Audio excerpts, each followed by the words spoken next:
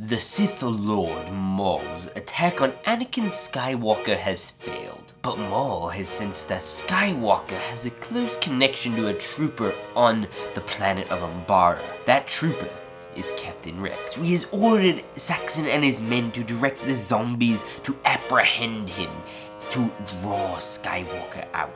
In the meantime, Rex has called for the full retreat of his army, which has been almost complete with the exception of him and the very remaining clones retreating from the base's defense, including the likes of ARC Trooper 5s and Kicks. With very little time, Rex has to cover his retreat so that way his men are not infected by zombies.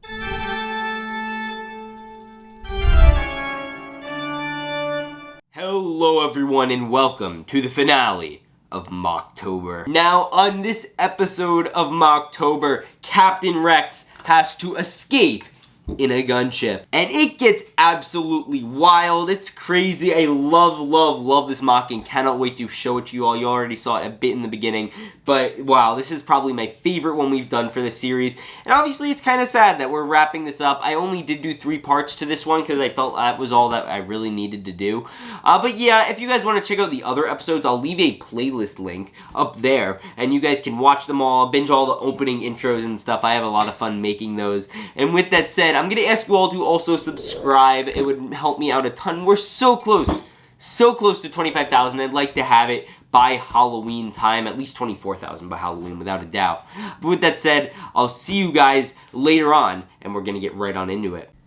So, ladies and gentlemen, here is the MOC. And by far, this is certainly my favorite of this entire series. Now, obviously, the focal point of this MOC is One Stud's beautiful gunship over there with 501st Troopers pouring out of it. And I'll get into that in a second, but first I would like to take a look at just the sheer aspect and scope of it. We got a lot going on here. Obviously, zombies on the hunt with the Mandalorian loyalists to Maul. We also have that crate over there with some jetpack troopers firing on down, trying to see what licks in they could get.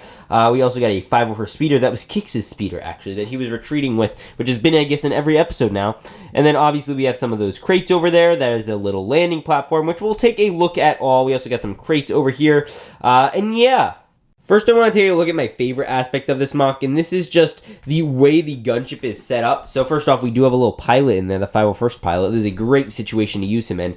Obviously, again, I love Umbara, so this was awesome to do, and this is kind of them finally leaving Umbara. It was too much work to hold with the zombies, but they did have the airspace back. Obviously, it's, very hard to manage on the ground. And one of my favorite things is this E-Web turret that's coming out of the gunship. I always loved when they did that in the Clone Wars, like during the Second Battle of Geonosis. And we also have a guy on his knees over there shooting out the door, which is very epic. And obviously I could open up the door and they could have more room, because eventually all of these guys are going to get in there and escape. At least the 3 we know get in are those 3. The rest, I guess they could hypothetically have died, but let's hope not. But yeah, so that is the gunship. Obviously, very cool. Now, I actually want to lift that up for a second. I actually have a full review up of this on my channel, but I'll lift this up and we'll actually show it later. But we do have this nice little maroon platform. It is up on a brick. Right here, there's obviously some little greebling, like black brick right over here on the side, just to keep it up nice and dandy. There's obviously this gray box because I felt like that just filled it in better. And I think this ended up looking pretty good. I ran out of maroon brick, so I had to start using some tiles, which I'm fine with. And then overall, I think that turned out really well. Now, obviously, here is the big boy Battlefront crate. Now, you guys might recognize this build from the Battlefront games, and that is because that is what it is based off of, designed by my friend Marfan, as well as some of the other things. And we also have a 501st Trooper in here right now, and he is also, getting shot at by this Mandalorian. I don't know how likely he is to win that. Obviously, that's a pretty unfair matchup. There's also another crate back here just because.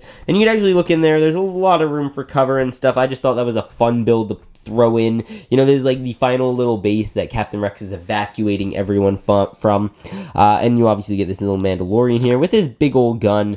Now, let's take a look a little bit at the battlefield. This is an absolutely brutal battle. All the 212 troopers are zombies. You guys know I've been giving them the little skeleton heads. Those are my zombie heads.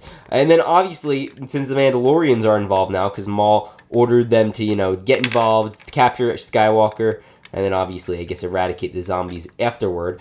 We have Saxon over here, who is finally getting involved, and he shot this 501st Trooper guy dead in blood. He's not becoming a zombie, he's just becoming, well, dead. And then we obviously have, this guy getting eaten over here, which is pretty sad. There's another Mandalorian who's taking shots at this guy. He is undercover. I believe there's another guy around there behind him. Maybe that guy has also got infected by the zombie virus. I don't know. Maybe he'll sneak up on him and eat him. And then over there, obviously, we got more. We have my heavy gunner. This is actually Gus, for those who don't know. So he was not actually in this battle, but we're going to just throw in well, we're just going to say it looks like him. It's his brother. And then again, here, there's only one pilot they had because they wanted to limit the amount of clones they sent down. Gosh forbid anything happened. And they had a feeling that, it would have been safe to only have one pilot. And yeah, obviously they needed them also out here fighting because they need to escape. And I do want to disclose the ending briefly. So in terms of the finale, it looks like all of the boys have gotten out safely, obviously, which is great, or most of the boys. There's probably a few guys left. You got like 3 or 4 guys. And then the jetpack guy is just going to fly in with all of the other guys, hang onto his gun, and they all escape. Oh no, looks like Saxon's getting in trouble.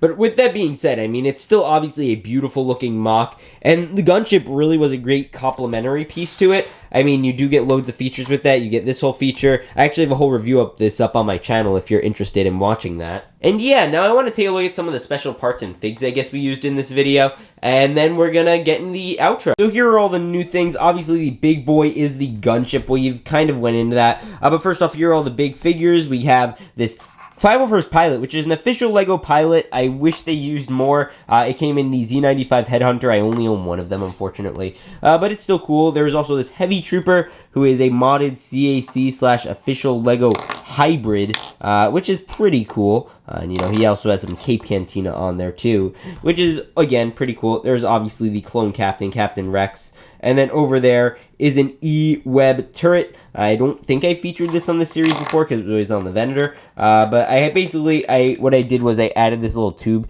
and this thing. So all you have to do is grab the bottom and, obviously the hand's already attached. So it kind of works out pretty well. I think it looks good. And overall, I like it a lot. And then over here, we have Saxon, again, obviously with his Firestar arm printing, which you could use code FSRstuds10 for 10% off. Again, it would be much appreciated, and the camera is very wobbly. And then behind Saxon, obviously, there are 2 little Mandalorians. This is the official Mandalorian Warrior, and this is actually one which has all the official parts except for the helmet. That's Clone Me Customs, which is very cool. Then again, the big guy is this crate, which just looks absolutely sick, and I love it.